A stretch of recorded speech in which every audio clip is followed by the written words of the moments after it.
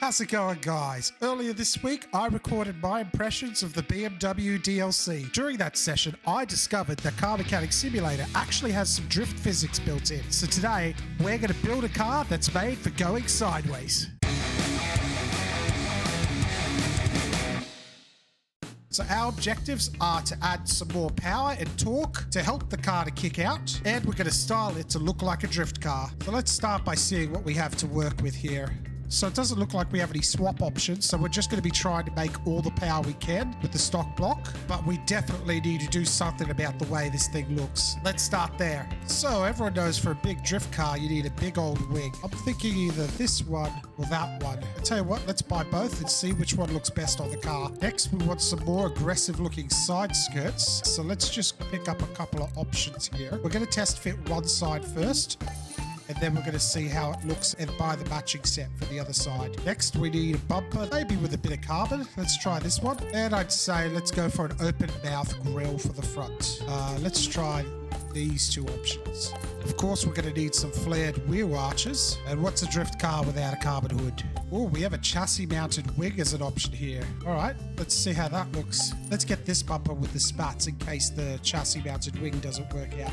And I'm not sure how to decide on the rear quarter panel, so let's just pick up all the options and see how they look. Now, of course, we're going to need some burning out tail lights to go with this. And of course, carbon wing mirrors. And we're going to go for the darkest headlights we can. Now, let's do some test fitting on with our carbon fiber hood. That's already made a huge difference. Let's see what these two grills look like. Oh, look at that. You can see the radiator right through it. Let's see what those tinted headlights look like. Wow, I am loving this look. Let's see if we picked the right bumper for the job. Looks like we're going to need to make sure we get the quarter panel that matches this because this adds a bit of girth to the sides. Let's see which of our options fit. Looks like the GTR is the way to go. I think we're going to need GTR doors to go with it so that it matches the girth of the vehicle. Okay, let's get on the right fender. We're going to need some meteor tires to fill out this wheel well here. Let's see what difference these GTR doors make. And of course, our carbon wing mirror. Yeah, we're definitely going to need the rocker panel that goes with this because this side skirt here isn't quite filling it out. Yeah, that fits nice. And now we're locked into the GTR kit because this bumper now doesn't fit with the flared arches at the rear. There we go. That's completing the look now. Now for the rear of the vehicle, we want our burning out tail lights. That is looking pretty aggressive to me. Now we've saved the best to last, which is the wing, of course. That looks a bit more like a truck wing. It doesn't quite look tosser enough for a drift wing. So let's see what the other ones look like. That looks a bit more like it. I still want to see what this chassis mounted wing looks like.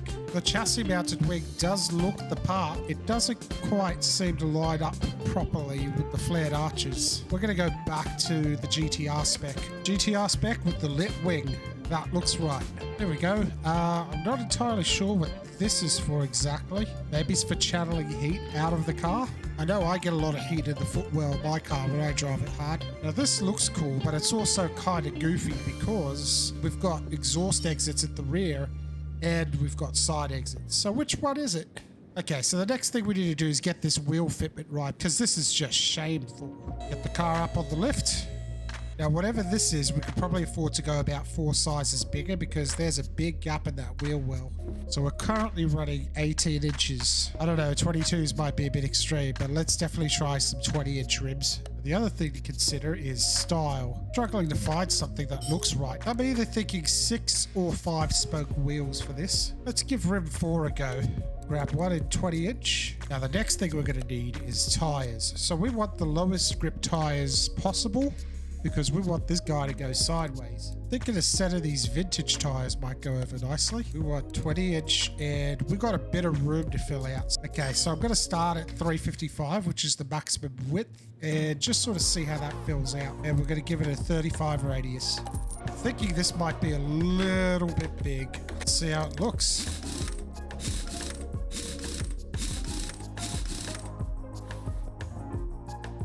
Fitment looks pretty good from this angle. Let's drop it down.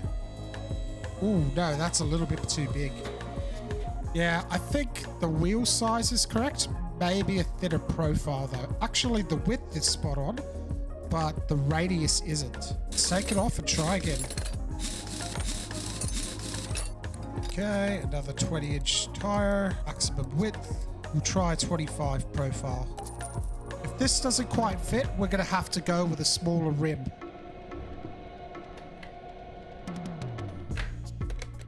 Hey, how's this look? Hey, that actually looks pretty good. I wonder if this will have good fitment in the front. Let me try moving that tire to the front and see how it looks.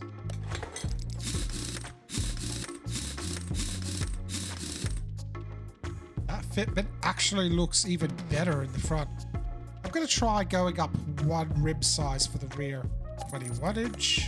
And we're going to need another tire. On it goes.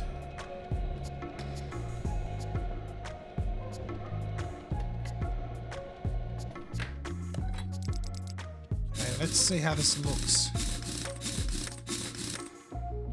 It does look a little bit better, but we are getting a bit of rubbing here. Hey, this thing's going to be a drift car, so the chassis isn't long for this world anyway. One more 20 inch for the front and another 21 for the rear. Ditto for the rims. Now we have to take these off because we're planning on painting them to go with the look of the car.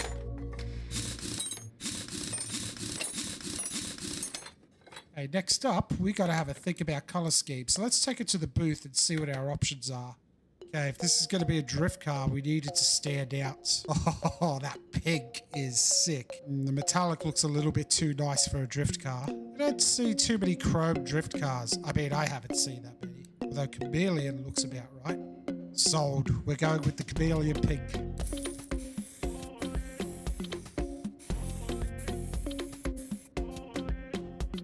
Okay, next up we need to paint our rims. So I'm definitely thinking black. But the question is, which black?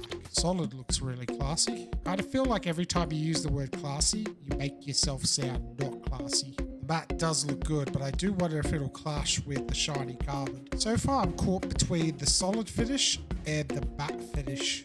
Yeah, I reckon we go the matte black wheels.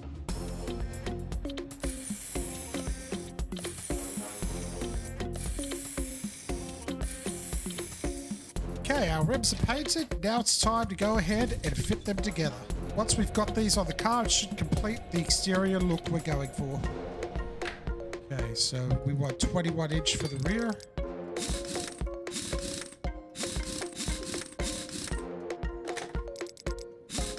$20 for the front.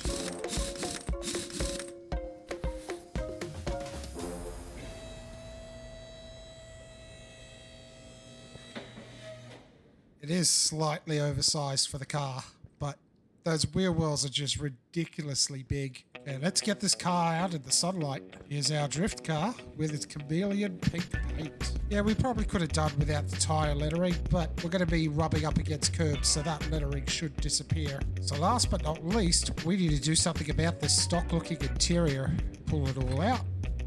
Now, we're obviously going to need some bucket seats for the front, but I would like a brighter color to sort of stand out from all the black and carbon we've got going on in the exterior. I feel like these would look alright, but they're a bit too nice for a drift car.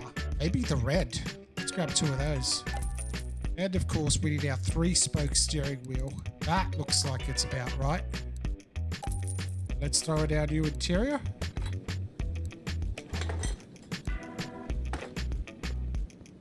There we go. That's starting to look like a drift car now. Now, I don't think we're going to bother with installing any tint just because we want to have good visibility, particularly out the side windows. So now that we've got this thing looking like a drift car, we need to get it driving like a drift car. So it's time to pull this thing apart and install performance parts.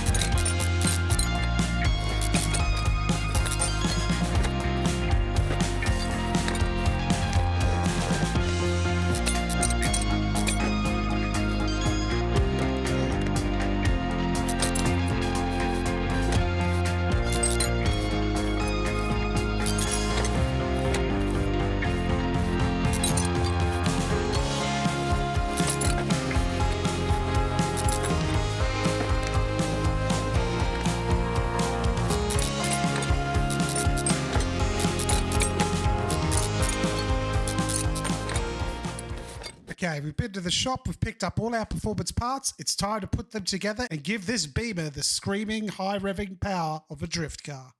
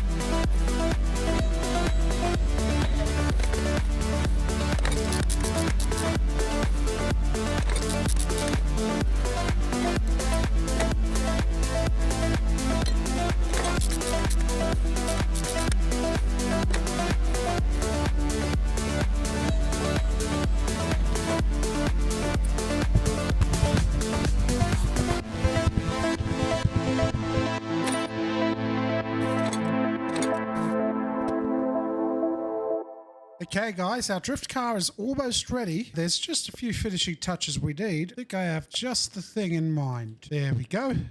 Perfect. All right, let's take this puppy to the dyno, tune it up, and then see what kind of power it makes. There we go, 16%. So from the factory, we're making about 360 horsepower and 381 newton meters of torque. Put your guess in the comments below. I'd honestly be happy with about 600 horsepower, and I'd like to see about 700 newton meters of torque, but let's see what we end up with. Okay, not bad at all. So we got over our horsepower number and just shy of the torque number. So after changing the bodywork, swapping the wheels, giving it a paint job, changing out the interior, upgrading the engine and giving it a tune-up, have we successfully changed our BMW M3 into a drift monster? You tell me.